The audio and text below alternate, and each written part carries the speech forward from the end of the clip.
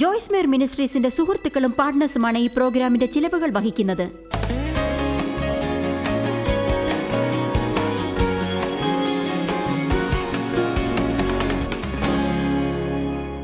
യോഹന്നാൻ 20-ാം അധ്യായത്തിൽ നിന്ന് നമുക്ക് തുടങ്ങാം. 29-ാം വാക്യം. ഇന്നത്തെ എൻ്റെ സന്ദേശം നിങ്ങൾക്കൊന്നും മനസ്സിലാവാത്തപ്പോഴും ദൈവത്തിൽ വിശ്വസിക്കുക എന്നതാണ്. എൻ്റെ ജീവിതത്തിൽ എന്തൊക്കെയാണ് സംഭവിക്കുന്നത് ദൈവമേ? എന്തുകൊണ്ടാണത് സംഭവിച്ചത്? എന്താണത് നടക്കാതെ പോയത്? എനിക്ക് ആവശ്യമുള്ളത് എന്താണ് നടക്കുക? എന്തുകൊണ്ട് ദൈവമേ, എന്തുകൊണ്ട്? എന്നാണ് ദൈവമേ എന്ന് നിങ്ങൾക്ക് പരിചയമുള്ള ആരെങ്കിലും ഇത് പറഞ്ഞിട്ടുണ്ടോ? ഞങ്ങൾ തൃപ്തിയും സംതൃപ്തിയും എന്ന ഒരു സീരീസ് തയ്യാറാക്കാൻ ഉദ്ദേശിക്കുന്നു. തൃപ്തിക്കും സംതൃപ്തിക്കുമുള്ള ചില വാതിലുകൾ തുറക്കാനുള്ള താക്കോൽ തേടുകയാണ് ഞങ്ങൾ. സംതൃപ്തി, തൃപ്തി ഇവയ്ക്ക് മുൻപ് ഏറ്റവും ആദ്യം നമ്മൾ അറിഞ്ഞിരിക്കേണ്ട ഒരു കാര്യമുണ്ട്. നടക്കുന്ന എല്ലാ കാര്യങ്ങളും നമ്മൾ അറിഞ്ഞിരിക്കേണ്ട ആവശ്യം ഇല്ല എന്നതാണ് എന്ന് ഞാൻ മനസ്സിലാക്കി. അതറിയേണ്ടതില്ല. ഒന്നും അറിയാതെ ഇരുന്നു കൊണ്ട് നാം സംതൃപ്തരാവണം. ചിലപ്പോൾ സംഭവിക്കുന്നത് ശരിയല്ലെന്നോ അഥവാ അത് ന്യായമല്ലെന്നോ തോന്നിയാലും നമ്മൾ ദൈവത്തെ വേണ്ടത്ര വിശ്വസിക്കുന്നത് കൊണ്ട് നമ്മുടെ ജീവിതത്തിൽ നടക്കുന്ന കാര്യങ്ങൾ അവൻ നിയന്ത്രിക്കുമെന്നും നാം അവനെ തുടർന്നും വിശ്വസിക്കുകയാണെങ്കിൽ അവനത് നമ്മുടെ നന്മയ്ക്കായി തീർക്കുമെന്നും അറിയുന്ന ഒരു സ്ഥാനത്ത് ദൈവത്തോടൊത്തുള്ള നടത്തത്തിൽ നാം എത്തണം. യോഹന്നാൻ 20 യേശു തോമസിനോട് സംസാരിക്കുകയാണ്. യേശു അവനോട്, നീ എന്നെ കണ്ടതുകൊണ്ട് വിശ്വസിച്ചോ തോമസേ? വിശ്വാസം പ്രത്യാശ എന്നിവയെക്കുറിച്ച് വിശ്വസിക്കുന്നുവോ? എന്നെ കാണാതെ വിശ്വസിച്ചിരിക്കുന്നവർ ഭാഗ്യവാന്മാരായിരിക്കും. കാണാതെ വിശ്വസിച്ചവർ ഭാഗ്യവാന്മാരായിരിക്കും. കാണാതെ വിശ്വസിച്ചവർ ഭാഗ്യവാന്മാരായിരിക്കും. ഒന്നും അറിയാതെ തന്നെ വിശ്വസിക്കുന്നവർ ഭാഗ്യവാന്മാർ ആയിരിക്കും എന്നിവിടെ പറയുന്നു. ഞാൻ ഈ സുവിശേഷ വേലയിൽ വർഷങ്ങളോളം പല സാക്ഷ്യങ്ങളും കേട്ടിട്ടുണ്ട്. യേശുവിൻ്റെ ദർശനം ലഭിച്ചവരെക്കുറിച്ചുള്ള പുസ്തകങ്ങൾ വായിച്ചിട്ടുണ്ട്. യേശു അവരുടെ മുറിയിൽ പ്രവേശിച്ച് അവരുടെ മെത്തയിലിരുന്ന് അവരോട് സംസാരിച്ചു എന്നും അവർ ദൈവദൂതന്മാരെ കണ്ടെന്നും അങ്ങനെ പലതരം സാക്ഷ്യങ്ങൾ. എന്നാൽ ഞാൻ അതുപോലെയുള്ളൊന്നും കണ്ടിട്ടില്ല. അതിനെക്കുറിച്ച് എനിക്ക് അല്പം നീരസം തോന്നിയിട്ടുണ്ട്. എനിക്ക് തോന്നി, ദൈവമേ, ഹലോ, ഞാൻ ഇതിനായി ശരിക്കും ഉടമ്പടി ചെയ്തിരിക്കുകയാണ്. ജനങ്ങൾക്ക് ഇതുപോലുള്ളതെല്ലാം കാണാമെങ്കിൽ എന്തുകൊണ്ടാണ് എനിക്ക് കാണാത്തത്? നിങ്ങളോട് ഒരു സത്യം പറയട്ടെ, ഇത് നിങ്ങളുടെ വിശ്വാസത്തിന് തുടക്കം കുറിക്കട്ടെ. ഒന്ന് ആലോചിച്ച് നോക്കൂ. യേശു നിങ്ങളുടെ വീട്ടിൽ വന്ന് മെത്തയിലിരുന്ന് 45 മിനിറ്റ് നിങ്ങളുമായി സംഭാഷണം നടത്തിയാൽ അത് അടുത്ത ഏതാനും വർഷങ്ങൾ വരെ വിശ്വാസത്തെ നിലനിർത്തും. ആമേൻ. എന്നാൽ അത്തരം കഥകൾ ചിലപ്പോൾ കേൾക്കുമ്പോൾ ഞാൻ ചിന്തിക്കാറുണ്ട്, അവർക്കൊക്കെ പക്ഷേ വലിയ തോതിൽ വിശ്വാസം ഉണ്ടായിരിക്കാമെന്ന്. എന്നാൽ എനിക്ക് തോന്നുന്നു അങ്ങനെയുള്ള കാഴ്ചകൾ കാണാതെ തന്നെ തള്ളിക്കയറി സമ്മർദ്ദം ചെലുത്തിക്കൊണ്ട് മുൻപോട്ട് പോയിക്കൊണ്ടിരിക്കുന്നവർക്കായിരിക്കും ഏറ്റവും കൂടുതൽ വിശ്വാസം ഉണ്ടായിരിക്കുകയെന്ന്. അതിനാൽ ഞാൻ ദൈവത്തോട് അതുപോലെയുള്ള ചോദ്യങ്ങൾ ചോദിക്കുമ്പോൾ എനിക്ക് കിട്ടുന്ന ഉത്തരം ഇതാണ്: കാണാതെ വിശ്വസിക്കുന്നവരാണ് കൂടുതൽ ഭാഗ്യശാലികൾ. നമുക്കത് ഇങ്ങനെ പറഞ്ഞു നോക്കിയാലോ, നിങ്ങൾക്ക് ഒരുപക്ഷെ ഒരു മുന്നേറ്റവും ഉണ്ടായിട്ടില്ല, എന്നിട്ടും നിങ്ങൾ വിശ്വസിച്ചുകൊണ്ടിരുന്നാൽ തീർച്ചയായും നിങ്ങൾ അധികമായി അനുഗ്രഹിക്കപ്പെട്ടവരാണ്. ആമേൻ. ഒരുപക്ഷെ നിങ്ങൾക്ക് മനസ്സിലാക്കാൻ സാധിക്കാത്തത് എന്തെങ്കിലും ജീവിതത്തിൽ സംഭവിച്ചിട്ടുണ്ടെങ്കിൽ അത് കണ്ടുപിടിക്കാൻ സാധിക്കാതെ അതിന് എന്ത് പ്രതിവിധിയാണ് ചെയ്യേണ്ടത് എന്ന് ആലോചിച്ച് തല പുണാക്കാതെ നിങ്ങൾ വിശ്വാസത്തോടെ ഇരുന്നാൽ അത്തരം വെല്ലുവിളികൾ ഇല്ലാതിരുന്നിട്ടും വിശ്വസിക്കുന്നവരെക്കാൾ നിങ്ങൾ കൂടുതൽ അനുഗ്രഹിക്കപ്പെടും. നിങ്ങൾ വിശ്വസിക്കുന്നു എന്ന് പറയുന്നത് ഒരു സംഗതിയാണ്. മറ്റൊരു സംഗതി, നിങ്ങളുടെ വിശ്വാസം കഠിനമായി പരീക്ഷിക്കപ്പെട്ട് ദൈവത്തെ വിശ്വസിച്ചുകൊണ്ട് തന്നെ മറുഭാഗത്തേക്ക് കടന്നു വരുന്നതാണ്. ദൈവം പല വിധത്തിലും നിഗൂഢതയാണെന്ന് ഞാൻ വിശ്വസിക്കുന്നു.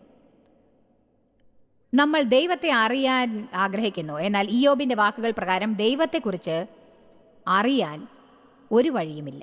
നമുക്ക് ദൈവത്തെക്കുറിച്ച് അറിയാമെന്നുണ്ടെങ്കിൽ അവൻ നമ്മുടെ ദൈവമായിരിക്കുമെന്ന് തോന്നുന്നുവോ? ദൈവത്തിന് അറിയാവുന്നതെല്ലാം നമുക്കറിയാമെങ്കിൽ നമ്മൾ അവനെ ദൈവം എന്ന് വിളിക്കുമോ? അത് നമ്മെ അവൻ്റെ അതേ പരിധിയിലേക്ക് എത്തിക്കുന്നതല്ലേ? അതൊരിക്കലും സംഭവിക്കില്ല. അവൻ്റെ വഴികൾ നമ്മുടേതിനേക്കാൾ ഉയരത്തിലാണ്. അവൻ്റെ ചിന്തകൾ നമ്മുടേതിനേക്കാൾ ഉയരത്തിലാണ്. അവനത് കേൾക്കേണ്ട ആവശ്യമേ ഇല്ല. എന്തുകൊണ്ട് ദൈവമേ, എന്തുകൊണ്ട്? അവന് കേൾക്കേണ്ടത്, ഞാൻ അങ്ങേ വിശ്വസിക്കുന്നു, ഞാൻ അങ്ങേ വിശ്വസിക്കുന്നു.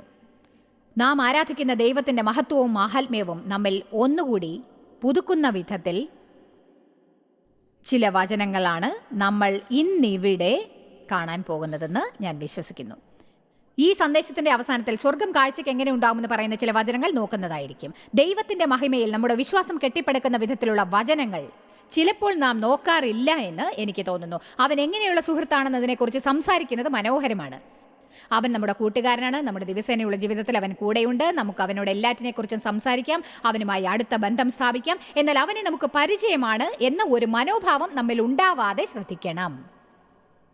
അവൻ നമ്മുടെ കൂട്ടുകാരനും നമ്മുടെ സുഹൃത്തുമാണെന്ന് അറിഞ്ഞ ഉടൻ അവൻ അത്ഭുതവാനും അതിശക്തനുമാണ് എന്ന കാര്യം നാം മറന്നു പോകുന്നു. അവനെക്കുറിച്ച് നമുക്ക് ദൈവിക ഭയം ഉണ്ടായിരിക്കണം. അവന് ചെയ്യാനാവാത്തതൊന്നുമില്ലെന്ന്, അവനെ അറിയാത്തതായി ഒന്നുമില്ലെന്നുള്ളതും നാം മറക്കരുത്. അവൻ എത്താത്ത ഒരു സ്ഥലവും ഇല്ല എന്നുള്ളതും മറക്കരുത്. അവനിൽ നിന്നും നമുക്കൊന്നും ഒളിക്കാൻ സാധിക്കില്ല. നമ്മുടെ ഓരോ ചിന്തയും ചിന്തിക്കുന്നതിന് മുൻപ് അവനറിയാം. ഓരോ വാക്കും സംസാരിക്കുന്നതിന് മുൻപ് അറിയാം. നമ്മുടെ നാളുകൾ വരുന്നതിന് മുൻപ് തന്നെ അവന് ഓരോ ദിവസത്തെയും അറിയാം. ഞാൻ പറയട്ടെ, ഒരുപക്ഷെ ഇതെൻ്റെ തോന്നലായിരിക്കാനും സാധ്യതയുണ്ട്. ഇവിടെ വന്നിരിക്കുന്നവരിൽ ആരെങ്കിലും എല്ലാറ്റിനെക്കുറിച്ചും അറിയാനുള്ള അവകാശം നിങ്ങൾക്കുണ്ടെന്ന് കരുതി എല്ലാ കാര്യങ്ങളും കണ്ടുപിടിക്കാനായി പകുതി സമയവും വൃഥ പാഴാക്കിക്കൊണ്ടിരിക്കുകയാണെങ്കിൽ ഇവിടെ ഇരിക്കുന്നവരിൽ കുറച്ചു പേർക്കെങ്കിലും ദൈവത്തിൽ നിന്ന് ഒരു വെളിപ്പാട് ലഭിക്കുമെന്ന് വിശ്വസിക്കുന്നു. ദൈവം ഓരോ കാര്യങ്ങളും നമ്മോട് വിവരിച്ച് പറയണം എന്ന തോന്നൽ വിഡ്ഢിത്തമാണ് എന്ന് മനസ്സിലാക്കുന്ന ഒരു പരിധിയിൽ എത്തുന്നതാണ് നമുക്ക് നല്ലത് എന്ന് ഞാൻ വിചാരിക്കുന്നു. ജോയ്സ് മേയർ മിനിസ്ട്രീസിന്റെ പ്രസിഡന്റായി ഞാൻ എല്ലാ കാര്യങ്ങളും എല്ലാവരോടും പറയണമെന്ന് തോന്നുന്നില്ല. എന്നാൽ വേണ്ടപ്പോൾ ഞാൻ ശരിയായി കാര്യങ്ങൾ ആരായാറില്ല എന്നർത്ഥമില്ല. പക്ഷേ ചില സമയങ്ങളിൽ മറ്റുള്ളവർ അറിയേണ്ട ആവശ്യമില്ലാത്ത കാര്യങ്ങൾ അറിയാൻ ചിലർ ഉത്സുകരാകുമ്പോൾ ഞാനത് ഇഷ്ടപ്പെടില്ല. അതവർ അറിഞ്ഞിട്ട് യാതൊരു കാര്യവും ഉണ്ടാവില്ല. നിങ്ങളിൽ എത്ര പേർ മക്കളോട് ചിലപ്പോൾ പറയാറുണ്ട്, നീ അതൊന്നും അറിയേണ്ട ആവശ്യമില്ലെന്ന്? നിങ്ങൾക്കൊരു കാര്യം അറിയാമോ? ദൈവം ഇന്ന് ചിലരോട് ഇങ്ങനെ പറയുന്നു, എൻ്റെ പദ്ധതികളെക്കുറിച്ച് നിങ്ങൾ അറിയേണ്ട യാതൊരു ആവശ്യമില്ല. അതേസമയം നമ്മൾ സംതൃപ്തരായിരിക്കേണ്ട ഒരു പരിധിയിൽ എത്തിച്ചേരേണ്ടതാണ്. നമുക്ക് ഭാവിയെക്കുറിച്ചെല്ലാം അറിയണമെന്നുണ്ട്. അതിനെങ്ങനെയുള്ള വിശ്വാസമാണ് വേണ്ടത്? ദൈവം നിങ്ങളുടെ ദിവസേനയുള്ള ജീവിതത്തിന്റെ ബ്ലൂ പ്രിന്റ് തരില്ല. അത്ഭുതങ്ങൾ ഇല്ലാതിരിക്കാൻ നിങ്ങൾക്ക് എല്ലാം എഴുതി തരികയും ഇല്ല. ഇല്ല ഇല്ല ഇല്ല, നിങ്ങൾ ബാക്കിയുള്ളവരെ പോലെ തന്നെ നടക്കേണ്ടി വരും.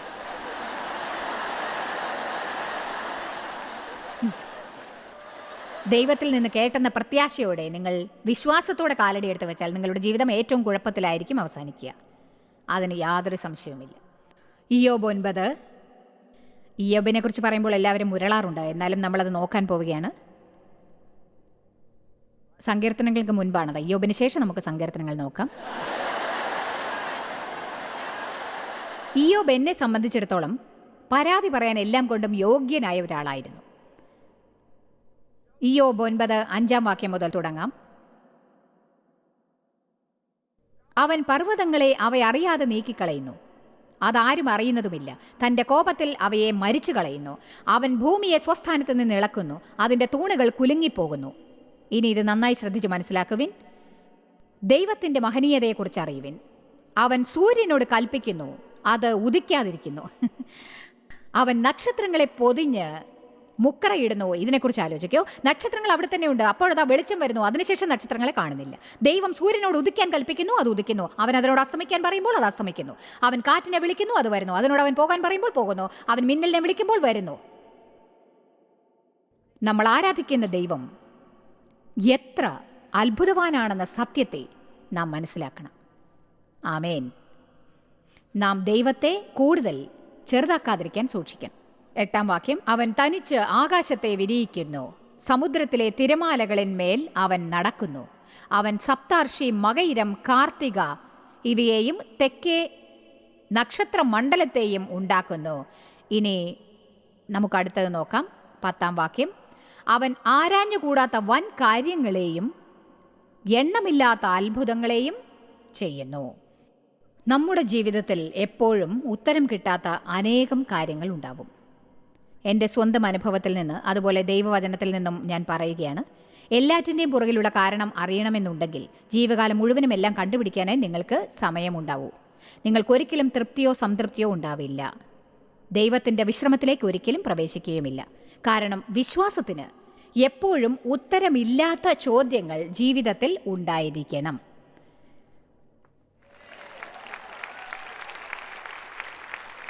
ജീവിതത്തിൽ എന്തുകൊണ്ടാണ് ചില കാര്യങ്ങൾ സംഭവിച്ചതെന്ന് കണ്ടുപിടിക്കാൻ പ്രയാസപ്പെടുന്നവരുണ്ടോ?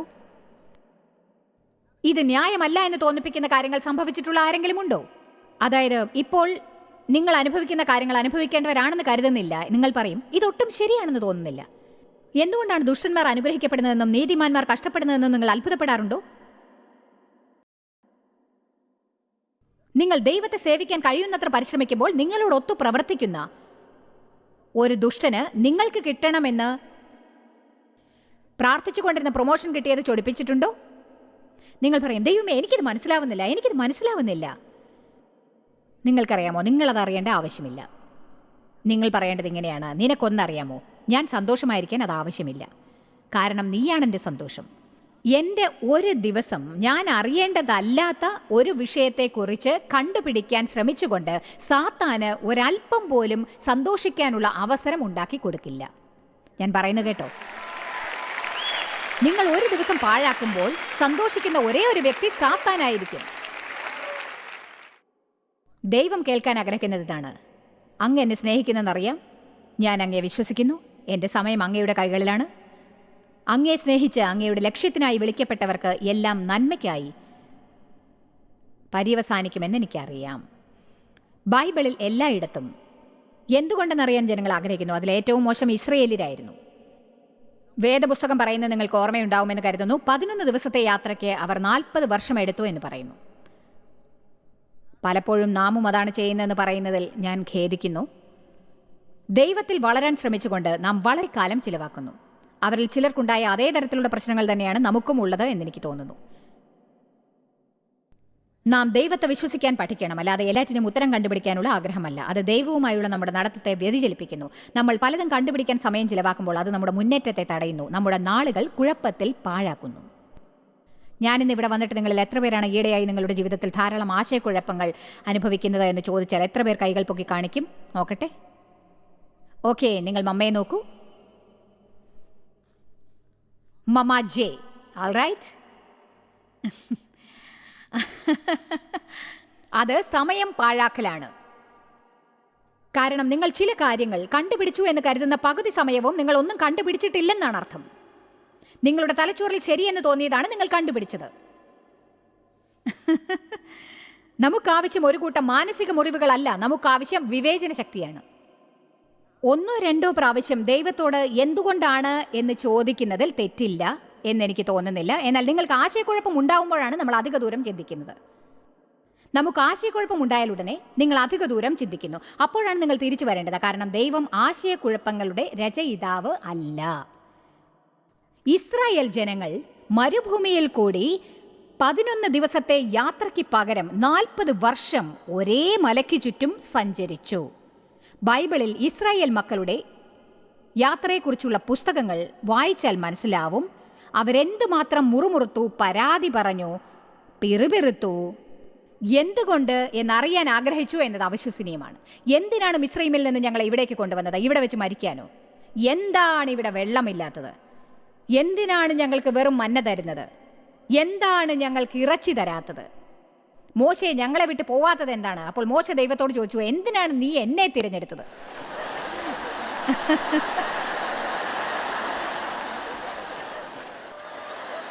എന്തുകൊണ്ട് എന്നാണ് എല്ലാവർക്കും അറിയേണ്ടത്. ദൈവം എന്തുകൊണ്ടെന്ന് അവരോട് പറഞ്ഞില്ല. കാരണം അവർ തെറ്റായ ചോദ്യങ്ങൾ ചോദിച്ചു.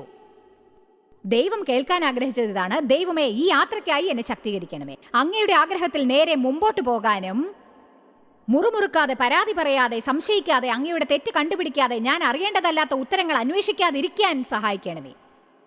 ഞാൻ അങ്ങയെ വിശ്വസിക്കുന്നു. വിശ്വാസത്തിനു വേണ്ടി പല ചോദ്യങ്ങളും നിങ്ങൾ ഇന്ന് കൈമാറണമെന്ന് ഞാൻ ആഗ്രഹിക്കുന്നു. യേശു തോമസിനോട് പറഞ്ഞത് ഓർമ്മയുണ്ടോ? തങ്ങൾ തേടുന്ന ഉത്തരങ്ങൾ കാണാതിരുന്നിട്ടും അതിനായി വിശ്വസിക്കുന്നവർ ഭാഗ്യവാന്മാരായിരിക്കും. ഒന്നും മനസ്സിലാവാതെ ഇരിക്കുമ്പോഴും എല്ലാം വിശ്വസിക്കുന്നവർ ഭാഗ്യവാന്മാർ ആകുന്നു. ഞാൻ ഒരു കാര്യം പറയട്ടെ. എത്രയോ ജനങ്ങൾ, ഞാൻ പറയാൻ പോകുന്ന ശ്രദ്ധിക്കൂ, എത്രയോ ജനങ്ങൾ ദൈവത്തെ മനസ്സുകൊണ്ട് ആരാധിക്കാൻ ശ്രമിക്കുന്നു, ഹൃദയം കൊണ്ട് അവർ ദൈവത്തെ ആരാധിക്കുന്നില്ല. ദൈവവചനപ്രകാരം നമ്മുടെ മനസ്സുകൾ പുതുപ്പിക്കണം. പക്ഷേ നിങ്ങളുടെ മനസ്സിൽ ഈ വക ചോദ്യങ്ങൾ ഉണ്ടെങ്കിൽ നിങ്ങൾ ദൈവത്തെ ഹൃദയം കൊണ്ട് സേവിക്കുന്നില്ല. ദൈവത്തെക്കുറിച്ച് കണ്ടുപിടിച്ച് അവനെ ആരാധിക്കാൻ ശ്രമിക്കരുത്. നിങ്ങളുടെ ഹൃദയം കൊണ്ട് വിശ്വസിച്ച് അവനെ ആരാധിക്കണം. ദൈവവചനത്തോട് അനുകരിക്കാത്ത ഒരു പരിധിയിലെത്തുമ്പോൾ മനസ്സിൻ്റെ അധികാരം നിങ്ങൾ ഏറ്റെടുക്കുക. നമുക്കിനി ദാനിയേൽ 4-ാം അധ്യായം നോക്കാം. 35-ാം വാക്യം. അവൻ സർവഭൂവാസികളെയും നാസ്തിയായി എണ്ണുന്നു, സ്വർഗീയ സൈന്യത്തോടും ഭൂവാസികളോടും ഇഷ്ടം പോലെ പ്രവർത്തിക്കുന്നു. അവൻ്റെ കൈ തടുപ്പാനോ നീ എന്ത് ചെയ്യുന്നു എന്ന് അവനോട് ചോദിപ്പാനോ ആർക്കും കഴിയുകയില്ല. ഈ ആഴ്ച എത്ര പ്രാവശ്യം ദൈവത്തോട് നിങ്ങളിങ്ങനെ പറഞ്ഞിട്ടുണ്ട്? എന്താണിത് ദൈവമേ, നീ എന്താണ് ഈ ചെയ്യുന്നത്? എനിക്കിത് മനസ്സിലാവുന്നില്ല. നീ എന്താണ് ഈ ചെയ്യുന്നത്? ചിലപ്പോൾ നമുക്ക് ദൈവത്തിൽ നിന്നൊരു ദർശനമോ സ്വപ്നമോ ഉണ്ടാകുന്നു. അവൻ നമ്മോട് എന്തോ ചെയ്യാൻ പറഞ്ഞതായി തോന്നുന്നു. എന്നിട്ട് നമ്മൾ വിശ്വാസത്തോടെ കാലെടുത്ത് വെക്കും. ധൈര്യസമേതം കാലെടുത്ത് വെച്ചതോർത്ത് നാം അഹങ്കരിക്കും. എന്നിട്ട് അവിചാരിതമായി നമ്മൾ ചിന്തിച്ചതുപോലെ ഒന്നും പ്രവർത്തിക്കുന്നതായി കാണുകയുമില്ല.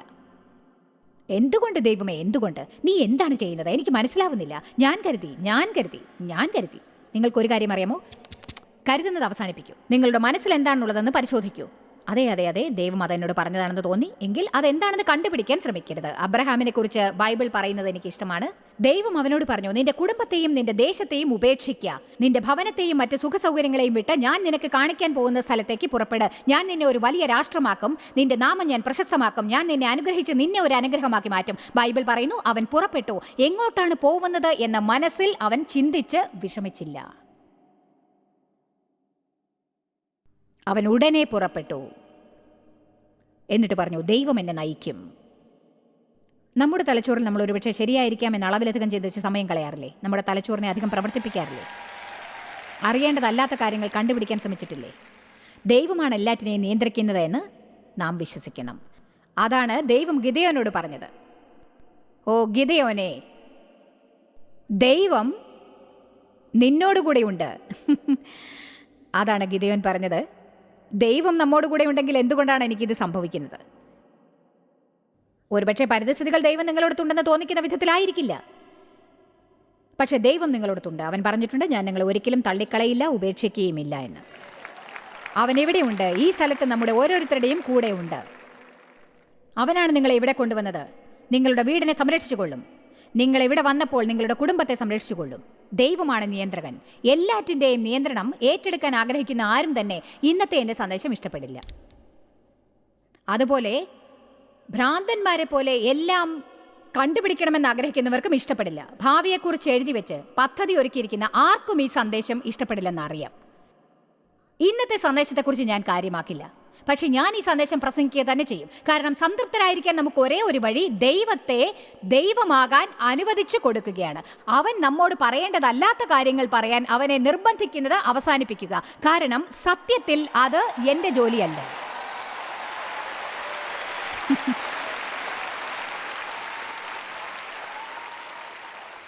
നല്ലവർക്ക് എന്തുകൊണ്ടാണ് മോശമായ കാര്യങ്ങൾ നടക്കുന്നത്? എന്തുകൊണ്ട് ദുഷ്ടന്മാർക്ക് നല്ലത് നടക്കുന്നു?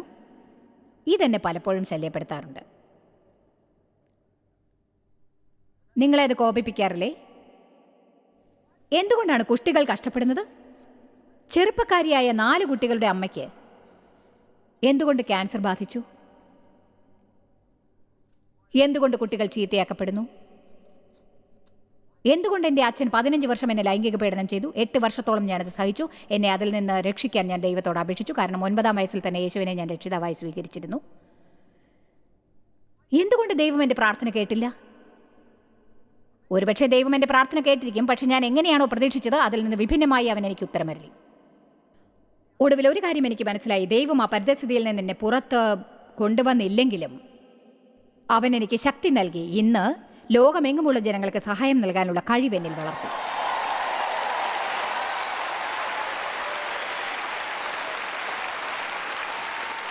നമ്മുടെ ജീവിതത്തിൽ ദൈവത്തിന് പ്രവർത്തിക്കാൻ ഒരു പദ്ധതി നൽകിയിട്ട് അവനത് നിറവേറ്റും എന്നതിന് അവനെ കൂടുതൽ വിശ്വസിച്ച് നമ്മൾ ആവശ്യപ്പെട്ടതുപോലെ എന്തുകൊണ്ട് അവൻ നമുക്ക് നൽകുന്നില്ലെന്നും പറഞ്ഞ് ബാക്കിയുള്ള ജീവിതം ആശയക്കുഴപ്പത്തോടെ നാം ജീവിക്കുന്നു. വർഷങ്ങളോളം എനിക്ക് കയ്പും വിദ്വേഷവും ഉണ്ടായിരുന്നു. ദൈവം എന്തുകൊണ്ടാണ് എന്നെ ആ പരിതസ്ഥിതിയിൽ നിന്ന് പുറത്തു കൊണ്ടുവരാത്തതെന്ന് എനിക്ക് മനസ്സിലായില്ല. എനിക്കത് മനസ്സിലായില്ല. ഒടുവിൽ ഞാൻ കരുതി അതെന്താണെന്നോ അതെന്തുകൊണ്ടാണെന്ന് കണ്ടുപിടിക്കാൻ ഞാൻ ഒരു ദിവസം പോലും ഇനി ചിലവാക്കില്ല. ഞാൻ എന്താണ് ചെയ്യുക? ഈ സന്ദേശത്തിൻ്റെ ഇപ്പോൾ പറയുന്ന ഭാഗം നിങ്ങൾ ഓർമ്മയിൽ സൂക്ഷിക്കണം. ബൈബിൾ പറയുന്നതാണ് ഞാൻ ചെയ്യാൻ പോകുന്നത്. ഞാൻ നന്മയാൽ തിന്മയെ ജയിക്കും. ദൈവത്തെ തിന്മയെ എടുത്ത് അതിൽ നിന്ന് നല്ലതെന്തെങ്കിലും ഉണ്ടാക്കാൻ ഞാൻ അനുവദിക്കും. എൻ്റെ ബാക്കിയുള്ള ജീവിതം സാത്താൻ്റെ തലയിൽ ഇടിച്ചുകൊണ്ട് ഞാൻ ജീവിക്കാൻ പോവുകയാണ്. നിങ്ങൾക്ക് മനസ്സിലാക്കാനാവാത്ത എന്തോ സംഭവിച്ചു, അത് അന്യായമാണ്, നടക്കാൻ പാടില്ലാത്തതായിരുന്നു എന്ന ചിന്തയോടെ സാത്താൻ നിങ്ങളുടെ ജീവിതത്തെ നശിപ്പിക്കാൻ അനുവദിക്കരുത്. മറ്റുള്ളവർക്ക് ലഭിച്ചതുപോലെ നിങ്ങൾക്ക് ലഭിച്ചിട്ടില്ലെങ്കിൽ ദൈവം നിങ്ങൾക്കുള്ളത് കൊണ്ട് അത്ഭുതകരമായിട്ട് എന്തെങ്കിലും പ്രവർത്തിക്കുന്നതായിരിക്കും.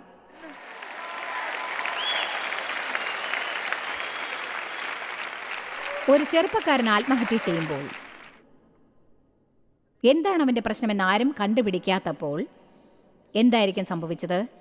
ഒരു പുരോഹിതൻ്റെ മകൻ പള്ളിയിലെ പ്ലാറ്റ്ഫോമിനടിയിൽ ഇലക്ട്രിക്കൽ വർക്ക് ചെയ്തുകൊണ്ടിരിക്കുമ്പോൾ ഷോക്ക് അടിച്ചു മരിക്കുന്നു. അതേ പ്ലാറ്റ്ഫോമിൽ ഓരോ ആഴ്ചയും പുരോഹിതൻ പ്രസംഗിക്കാൻ കയറുന്നു. ദൈവത്തെ വിശ്വസിക്കാൻ പാടുപെട്ടുകൊണ്ട് ദൈവം നല്ലവനാണെന്ന് ജനങ്ങളോട് പറയുന്നത് എന്തുകൊണ്ടാണ്? നമ്മിൽ നിന്ന് ദൈവം ഇത്രമാത്രം പ്രതീക്ഷിക്കുന്നത് കൂടുതലാണെന്ന് നിങ്ങൾക്ക് തോന്നുന്നില്ലേ? അല്ലേ, തോന്നുന്നില്ലേ? എനിക്കറിയാവുന്ന ഒരു സംഭവമാണ് ഞാനിപ്പോൾ നിങ്ങളോട് പറയുന്നത്. ഒരു സ്ത്രീക്ക് അവൾ അറിയാതെ തന്നെ അതിമഹത്തായ പല അത്ഭുതങ്ങളും സംഭവിച്ചു കൊണ്ടിരിക്കുന്നു. എന്നിട്ടും ദിവസവും തലവേദനിക്കുന്ന എന്തുകൊണ്ടാണ്? ഹലോ, അതെ, നിങ്ങളിതെല്ലാം ചെയ്യുമ്പോൾ നിങ്ങളെക്കുറിച്ച് തന്നെയല്ലേ ചിന്തിച്ചുകൊണ്ടിരിക്കുന്നത്? എന്തുകൊണ്ട് ദൈവമേ, എന്തുകൊണ്ട്? നിങ്ങൾക്ക് എന്ത് നടന്നില്ല എന്നതിനെക്കുറിച്ച് കണ്ടുപിടിക്കാൻ ശ്രമിക്കാതെ നിങ്ങൾക്ക് എന്ത് നടന്നു എന്നത് ഓർക്കുക. ഞാനിത് വീണ്ടും പറയാം. നിങ്ങൾക്ക് ദൈവം എന്ത് ചെയ്ത് തന്നിട്ടില്ലെന്ന് കണ്ടുപിടിക്കാൻ ശ്രമിക്കുമ്പോൾ ദൈവം നിങ്ങൾക്ക് ചെയ്ത നന്മകൾ നിങ്ങൾ മറന്നുപോകുന്നു. സഭയെ, ദൈവം നല്ലവനാണ്.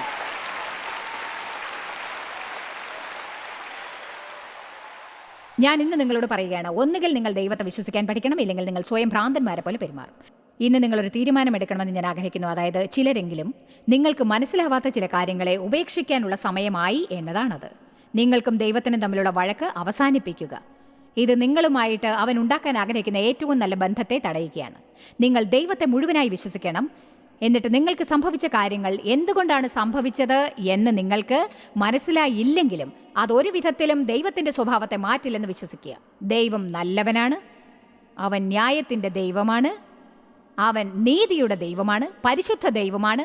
നിങ്ങൾക്ക് വിചാരിക്കാവുന്നതിനുപരിയായി അവൻ നിങ്ങളെ സ്നേഹിക്കുന്നു. നിങ്ങൾ ഇതുവരെ അനുഭവിച്ചറിഞ്ഞത് എന്തായാലും ശരി, ദൈവത്തിന് നിങ്ങളുടെ ജീവിതത്തെക്കുറിച്ചൊരു പദ്ധതിയുണ്ട്. അവൻ്റെ നല്ല പദ്ധതിയെ നിങ്ങൾ ജീവിതത്തിൽ അനുഭവിച്ചറിയുന്നു.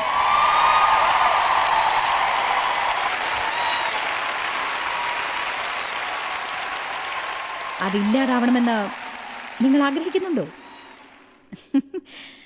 നിങ്ങൾക്കറിയാമോ, ഒരു വലിയ ചിത്രം മുന്നിലുണ്ട്. ഞാനൊരു കാര്യം ചോദിക്കട്ടെ. നമുക്ക് 70 80 അല്ലെങ്കിൽ 90 വയസ്സോ അതുമല്ലെങ്കിൽ 100 വയസ്സായാലും അത് ശാശ്വതവുമായി താരതമ്യപ്പെടുത്തിയാൽ ഒന്നും തന്നെയില്ല. ഒന്നും. ഇന്ന് എനിക്ക് മനസ്സിലാവാത്തത് അവൻ്റെ സന്നിധിയിൽ വെച്ച് ഞാൻ അറിയും. നമുക്കിവിടെ വെച്ച് അറിയാൻ സാധിക്കാത്ത എല്ലാ കാര്യങ്ങളും ശാശ്വത ഭവനത്തിൽ ചെല്ലുമ്പോൾ അറിയും. ഞാൻ ഉറപ്പിച്ചു കഴിഞ്ഞു. ഞാനൊരു തീരുമാനമെടുക്കും എന്ന് ഞാൻ ഉറപ്പിച്ചു കഴിഞ്ഞു. യേശു മരിച്ച് എനിക്ക് നൽകിയതെല്ലാം ഞാൻ ആസ്വദിക്കും എന്ന് തീരുമാനിച്ചിരിക്കുന്നു. കാരണം യേശു നമുക്ക് സ്വാതന്ത്ര്യം നേടിത്തരാനായി കടന്നുപോയ എല്ലാ കഷ്ടപ്പാടുകളും അതുപോലെ അവൻ്റെ എല്ലാ അസ്വസ്ഥതകളും മറന്ന് നാം ദിവസവും വ്യാകുലപ്പെടും, അസംതൃപ്തരാവും, ആശയക്കുഴപ്പത്തോടെയും ഹൃദയത്തിൽ പ്രശ്നങ്ങളോടെയും ജീവിക്കുന്നത് വളരെ ശോചനീയമാണ്. ഞാൻ ജീവിതം ആസ്വദിക്കാൻ പോവുകയാണ്. ഞാൻ സംതൃപ്തിയോടെ എൻ്റെ ജീവിതം ആസ്വദിക്കാൻ പോവുകയാണ്. അതിനുവേണ്ടി എനിക്ക് മനസ്സിലാക്കാനാവാത്തത് എന്ത് സഹിക്കേണ്ടി വന്നാലും സാരമില്ല. നിങ്ങൾക്ക് മനസ്സിലാക്കാൻ സാധിക്കാത്ത ഏതെങ്കിലും പരിതസ്ഥിതിയിൽ നിങ്ങൾ അകപ്പെടുമ്പോൾ എല്ലാവർക്കും സമയാസമയങ്ങളിൽ അതുണ്ടാവും. നിങ്ങൾ വിശ്വാസം ഉദ്ദേശത്തോടെ ദൈവത്തിൽ സമർപ്പിക്കാൻ ഞാൻ അപേക്ഷിക്കുന്നു. അത് കണ്ടുപിടിക്കാൻ ശ്രമിക്കരുത്. വെറുതെ ആശയക്കുഴപ്പത്തിലാവരുത്. മനുഷ്യനിൽ ആശ്രയിക്കാൻ പാടില്ല. ദൈവത്തിൽ വിശ്വാസം വയ്ക്കുവിൻ. ദൈവത്തിന് ചെയ്യാനാവാത്ത ഒന്നും തന്നെ ഇല്ലെന്ന് നിങ്ങൾ വിശ്വസിക്കേണ്ടതാകുന്നു. ദിവസവും ഞങ്ങൾ ഈ പ്രോഗ്രാമിൽ പലതരത്തിലുള്ള പ്രോഡക്ട്സ് ഞങ്ങൾ നൽകുന്നു. CDസും DVDസും പുസ്തകങ്ങളും മറ്റും. എന്തുകൊണ്ടാണ് ഞങ്ങളത് നൽകുന്നത്? കാരണം ദൈവവചനമാണ് എൻ്റെ ജീവൻ മാറ്റിയത്. ആത്മീകമായി ശക്തി പ്രാപിക്കാനുള്ള നമ്മുടെ ആഹാരം ആണത്. നിങ്ങൾ ആത്മാവിൽ ശക്തി പ്രാപിക്കുമ്പോൾ പുറമേ നിന്ന് നിങ്ങൾക്കെതിരായി എന്ത് തന്നെ വന്നാലും കൈകാര്യം ചെയ്യാനാവും. പക്ഷേ ആത്മാവിൽ ബലഹീനരാകുമ്പോൾ ജീവിതത്തിലെ പ്രശ്നങ്ങളെ തരണം ചെയ്യാൻ ബുദ്ധിമുട്ടായിരിക്കും. ജോയ്സ് മേയറുടെ ശുശ്രൂഷാ കേന്ദ്രത്തിൽ നിങ്ങൾ അറിഞ്ഞതിനേക്കാൾ നിങ്ങൾ ഞങ്ങൾക്ക് വളരെ പ്രിയപ്പെട്ടവരാണ്. ലോകം മുഴുവൻ ഈ ശുശ്രൂഷാ കേന്ദ്രത്തെ നടത്താൻ സഹായിച്ചതിൽ എല്ലാവർക്കും വളരെ നന്ദി. നമ്മൾ ഒരുമിച്ച് വിശക്കുന്നവർക്ക് ആഹാരം കൊടുക്കുന്നു, പാവപ്പെട്ടവർക്ക് വസ്ത്രങ്ങൾ കൊടുക്കുന്നു, എല്ലാ ദേശത്തേക്കും സന്ദേശങ്ങൾ അറിയിക്കുന്നു. ഞങ്ങൾ നിങ്ങളോട് അപേക്ഷിക്കുകയാണ്, ഞങ്ങളോട് ബന്ധപ്പെടുക joycemeyer.org. നിങ്ങളുടെ പ്രാർത്ഥനകളും അപേക്ഷകളും പകർന്നുകൊള്ളാൻ, അതിനെപ്പറ്റി കൂടുതൽ അറിയുവാൻ, ജോയ്സിന്റെ പൊതുയോഗ വിവരപ്പട്ടിക ലോകം മുഴുവൻ ക്രിസ്തുവിന്റെ സ്നേഹം പകരാൻ ഞങ്ങളോട് പങ്കുചേരുക. ജോയ്സ് മേയർ മിനിസ്ട്രീസിന്റെ സുഹൃത്തുക്കളും പാർട്ട്നേഴ്സുമാണ് ഈ പ്രോഗ്രാമിന്റെ ചിലവുകൾ വഹിക്കുന്നത്.